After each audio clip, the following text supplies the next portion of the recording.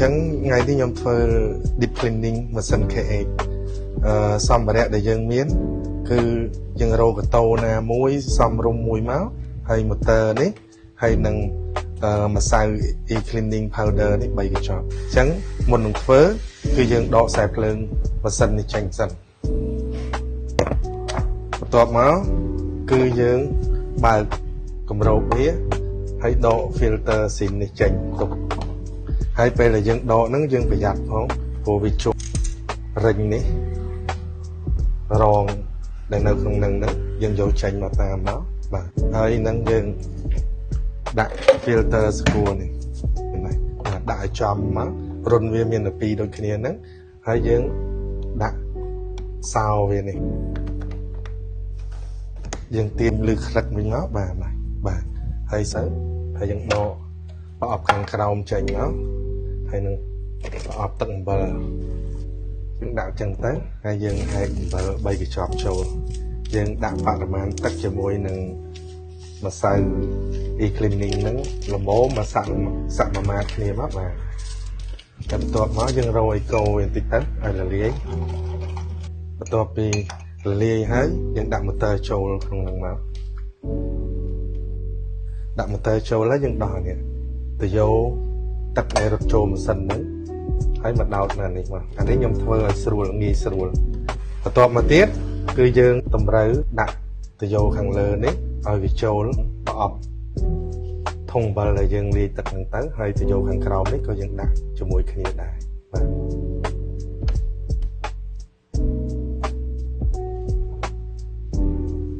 បាទតែប៉ុណ្្នឹងជាការស្រេចមិនតិចវានឹងបូមទឹកចេញពីធុងហ្នឹងវិលជុំទៅដើម្បីសម្អាត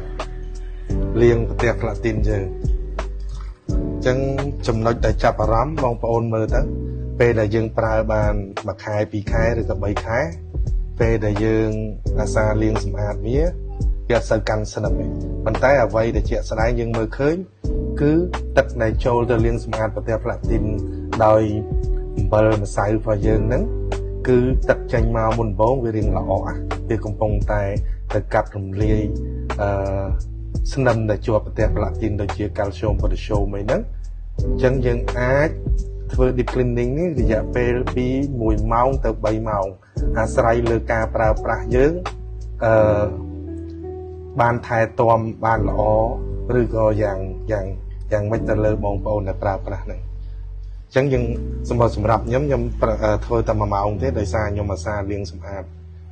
ម៉ាស៊ីនរបស់ខ្ញុំអញ្ចឹងពេលដែលចប់ខ្ញុំនឹងប្រាប់ពីរបៀបរៀបចូលវិញអរគុណនេះបន្ទាប់ពីដល់ម៉ោងចប់ហើយរឿងដែលយើងត្រូវធ្វើគឺដកខ្សែភ្លើងចេញដកខ្សែភ្លើង motor ចេញហើយយើងផ្ដាច់អានេះចេញមកយើងផ្ដាច់អានឹងចេញមកយើងយកមកភ្ជាប់ជាមួយនឹងកន្លែងដើមវាវិញតែជាកន្លែងទឹករត់ហូរចូលម៉ាស៊ីនហ្នឹងបន្ទាប់មកយើងដកអានេះចេញមក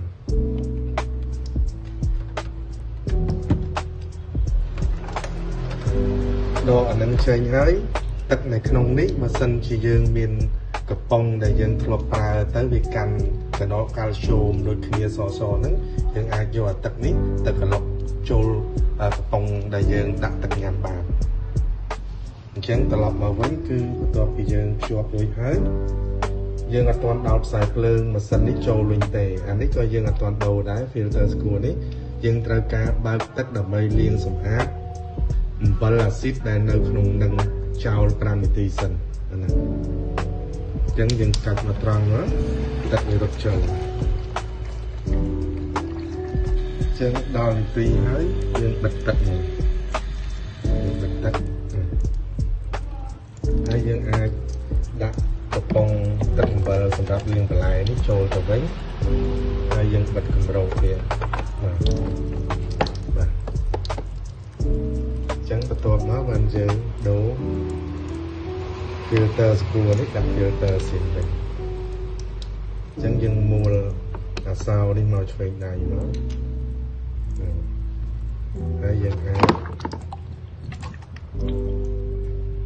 ដកវាចេញបានហើយយើងដាក់ filter ចេញមកហើយយើងមើលក្នុងហ្នឹងត្រូវអត់ឲ្យមានរងនេះលើសទេគឺបានតែមួយនឹងឯងអញ្ចឹងយើងត្រូវដាក់ឲ្យត្រូវប្រឡប់វាមកវាចុងហើយយើងដាក់សោនេះដូចដើមនឹង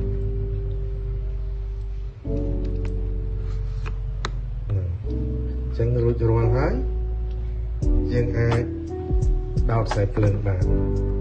យើងបិទការ៉ូវាវិញមកបាទអញ្ចឹងមុននឹងប្រើប្រាស់យើងបើកទឹកយើងបើកទឹកហើយយើងរៀបចំលេខ6ចោល1នាទី2នាទីទៅហើយយើងអាចចុចមុខងារណាក៏មួយក៏បានដែរយើងធ្វើតែមើលតើការវិភាគអគ្គិសនីវានឹងត្រឹមត្រូវល្អដូចដើមអត់បន្ទាប់ពីយើងលាងសម្អាតផ្ទះផ្លាក់ពីនហើយអញ្ចឹងយើងធ្វើតេស្តតាមរយៈប្រើ pH test នេះបាទអញ្ចឹងយើងមិនបាច់ដាក់កែវក៏បានដែរយើងគ្រាន់តែបតក់ចូលមើលទៅក៏យើងតែឃើញឃើញឡើងពណ៌ស្វាយអញ្ចឹងប៉ុណ្ណឹងជាការស្រាប់បានន័យថាការលាងសម្អាតរបស់យើងត្រឹមត្រូវហើយទឹកយើងក៏មានគុណភាពល្អដូចម៉ាស៊ីនថ្មីដដែលដែរហើយ motor នេះពេលដែលយើងប្រើហើយយើងបើកទឹកស្អាតលាងវាទៅហើយវាអស់ជាតិអំបិលលាងវាប្រាណនៅទូកលុកលាងទៅហើយយកទុកវិញដូចដើមទៅដែរ